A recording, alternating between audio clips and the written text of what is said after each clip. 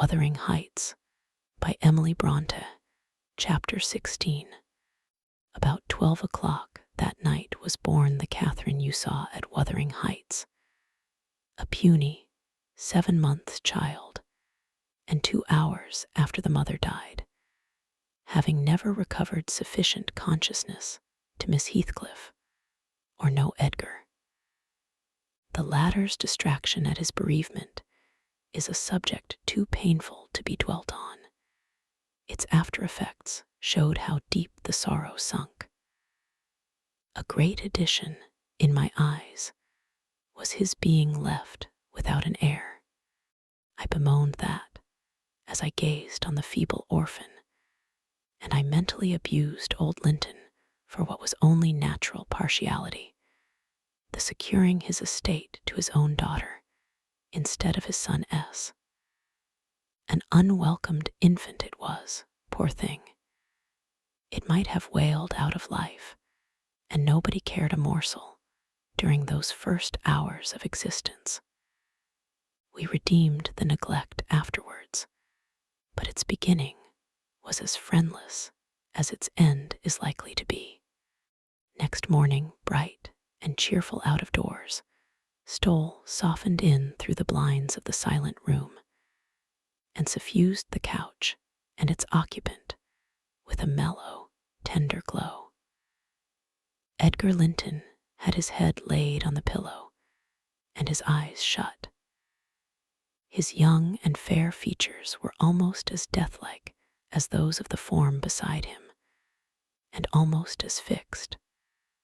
But his was the hush of exhausted anguish, and hers of perfect peace. Her brow smooth, her lids closed, her lips wearing the expression of a smile. No angel in heaven could be more beautiful than she appeared. And I partook of the infinite calm in which she lay. My mind was never in a holier frame than while I gazed on that untroubled image of divine rest. I instinctively echoed the words she had uttered a few hours before, incomparably beyond and above us all. Whether still on earth or now in heaven, her spirit is at home with God.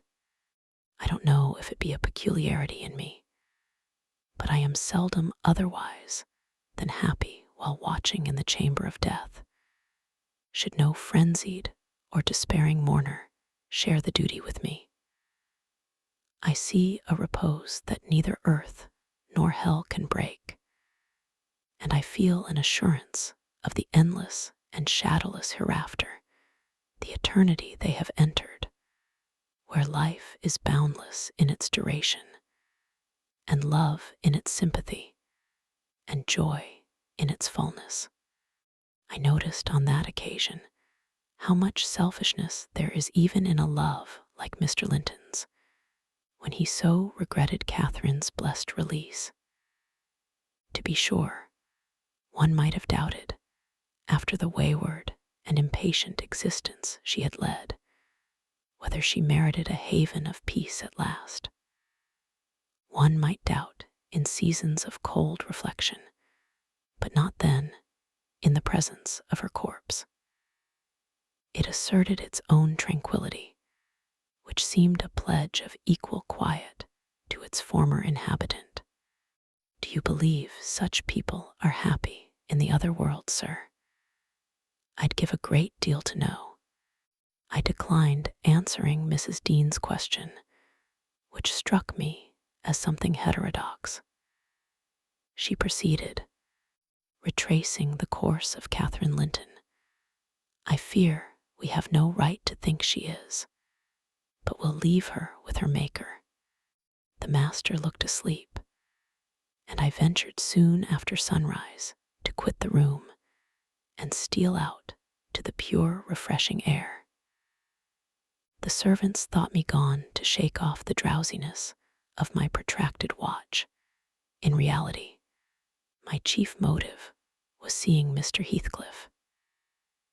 If he had remained among the larches all night, he would have heard nothing of the stir at the Grange, unless, perhaps, He might catch the gallop of the messenger going to Gimmerton. If he had come nearer, he would probably be aware, from the lights flitting to and fro, and the opening and shutting of the outer doors, that all was not right within. I wished, yet feared to find him. I felt the terrible news must be told, and I longed to get it over, but how to do it I did not know. He was there, at least, a few yards further in the park, leant against an old ash tree, his hat off, and his hair soaked with the dew that had gathered on the budded branches and fell pattering round him. He had been standing a long time in that position, for I saw a pair of owls passing and repassing scarcely 3 feet from him, busy in building their nest, and regarding his proximity no more than that of a piece of timber. They flew off at my approach, and he raised his eyes and spoke. "She's dead," he said. "I've not waited for you to learn that. Put your handkerchief away. Don't snivel before me. Damn you all. She wants none of your tears." I was weeping as much for him as her. We do sometimes pity creatures that have none of the feeling either for themselves or others. When I first looked into his face, I perceived that he had got intelligence of the catastrophe, and a foolish notion struck me that his heart was quelled, and he prayed, because his lips moved and his gaze was bent on the ground. "Yes, she's dead," I answered, checking my sobs and drying my cheeks.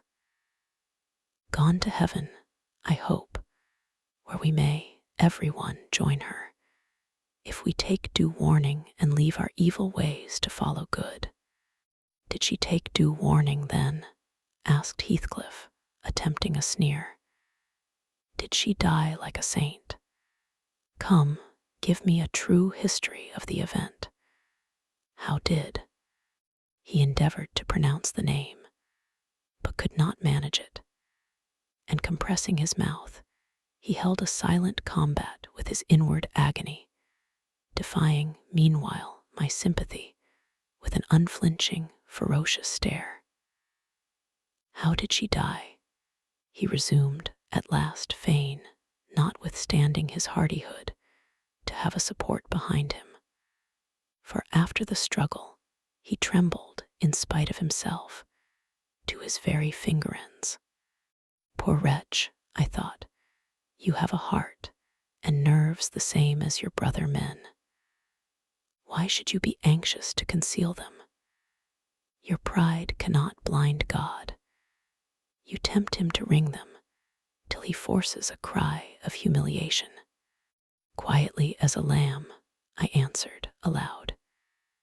She drew a sigh and stretched herself, like a child reviving and sinking again to sleep.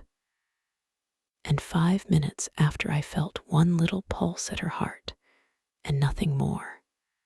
"And did she ever mention me?" he asked, hesitating, as if he dreaded the answer to his question would introduce details that he could not bear to hear. Her senses never returned. She recognized nobody from the time you left her, I said.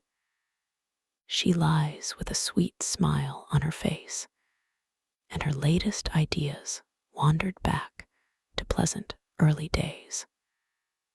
Her life closed in a gentle dream. May she wake as kindly in the other world. May she wake in torment, he cried with frightful vehemence, stamping his foot and groaning in a sudden paroxysm of ungovernable passion. "Why, she's a liar to the end. Where is she? Not there, not in heaven, not perished where? Oh, you said you cared nothing for my sufferings. And I pray one prayer, I repeat it till my tongue stiffens, Catherine Earnshaw. May you not rest as long as I am living. You said I killed you. Haunt me then. The murdered do haunt their murderers, I believe. I know that ghosts have wandered on earth. Be with me always, take any form, drive me mad. Only do not leave me in this abyss where I cannot find you. Oh God, it is unutterable. I cannot live without my life. I cannot live without my soul. He dashed his head against the knotted trunk and, lifting up his eyes, howled, not like a man, but like a savage beast being goaded to death with knives and spears. I observed several splashes of blood about the bark of the tree, and his hand and forehead were both stained. Probably the scene I witnessed was a repetition of others acted during the night. It hardly moved my compassion, it appalled me. Still, I felt reluctant to quit him so. But the moment he recollected himself enough to notice me watching, he thundered a command for me to go, and I obeyed. He was beyond my skill to quiet or console. Mrs. Linton's funeral was appointed to take place on the Friday following her decease. Until then, her coffin remained uncovered and strewn with flowers and scented leaves in the great drawing room. Linton spent his days and nights there, a sleepless guardian, and a circumstance concealed from all but me. Heathcliff spent his nights, at least outside, equally a stranger to repose. I held no communication with him. Still, I was conscious of his design to enter if he could. And on the Tuesday, a little after dark, when my master, from sheer fatigue, had been compelled to retire a couple of hours, I went and opened one of the windows, moved by his perseverance to give him a chance of bestowing on the faded image of his idol one final adieu. He did not omit to avail himself of the opportunity, cautiously and briefly, too cautiously to betray his presence by the slightest noise. Indeed, I shouldn't have discovered that he had been there, except for the disarrangement of the drapery about the corpse's face, and for observing on the floor a curl of light hair, fastened with a silver thread, which, on examination, I ascertained to have been taken from a locket hung round Catherine's neck. Heathcliff had opened the trinket and cast out its contents, replacing them by a black lock of his own. I twisted the two and enclosed them together. Mr. Earnshaw was, of course, invited to attend the remains of his sister to the grave. He sent no excuse, but he never came, so that, besides her husband, the mourners were wholly composed of tenants and servants. Isabella was not asked. The place of Catherine's interment, to the surprise of the villagers, was neither in the chapel under the carved monument of the Lintons, nor yet by the tombs of her own relations outside. It was dug on a green slope in a corner of the kirkyard, where the wall is so low that heath and bilberry plants have climbed over it from the moor, and peat mold almost buries it. Her husband lies in the same spot now, and they have each a simple headstone above and a plain gray block at their feet to mark the graves.